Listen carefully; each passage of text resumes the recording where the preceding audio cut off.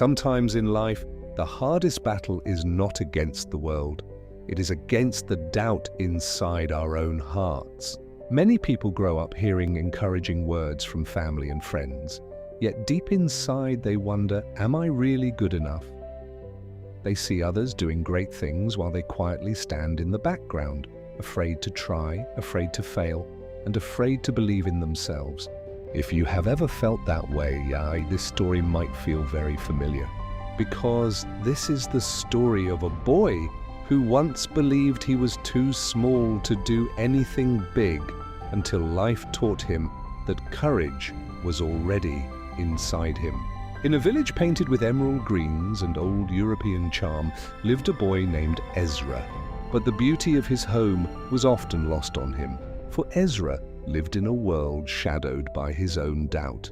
His family, though poor in coin, was rich in love. His father, a man of calloused hands and a gentle heart, taught him that kindness was the greatest currency. His mother wove stories of courage into every blanket she mended. Ezra's heart held a grand dream to build a sturdy new bridge over the village creek, a project far too big, too daunting for a boy who felt so small. His supportive brother would clap him on the shoulder. "You can do it, Ezra!"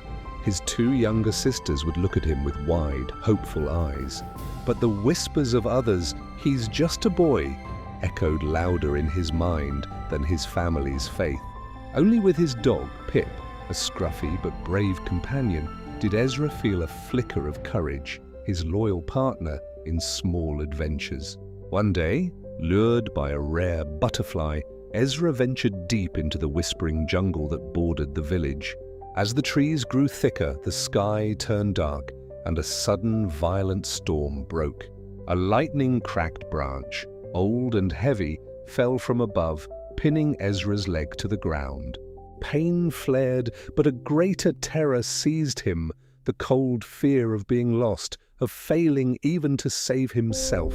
As despair crept in, Pip barked frantically, a desperate, loyal sound in the growing dark. In that moment of terror, his father's words came to him.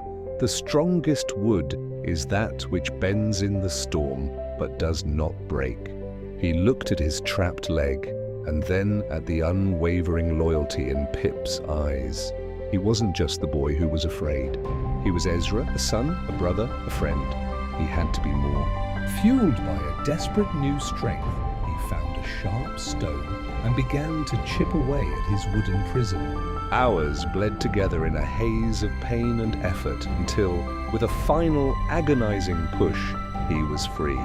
He limped back towards the village, leaning on Pip, no longer a victim of the jungle, but its survivor. The jungle had taken something from him, but it had given him something far greater: belief. The next morning, Ezra stood by the creek, not with doubt, but with a plan. He gathered the villagers, his voice steady, his vision clear. He would build that bridge. He faced the same problems, the same skeptical glances, but this time he saw them not as walls, but as stones to build his foundation. He led the work with a fire in his heart, and his family was right there with him. The bridge rose, strong and true, a testament not just to a village united, but to a boy who found his courage when he was most lost. As he stood upon it, he finally understood. This story teaches us that the true strength isn't the absence of fear, but acting in spite of it. The belief of others is a gift, but belief in yourself is a power. Sometimes our greatest trials become our most profound teachers. The greatest strength we have is believing in ourselves even when we feel afraid. Difficult moments often reveal the courage we never knew we had. The love and support of family and true friends can guide us toward our true potential.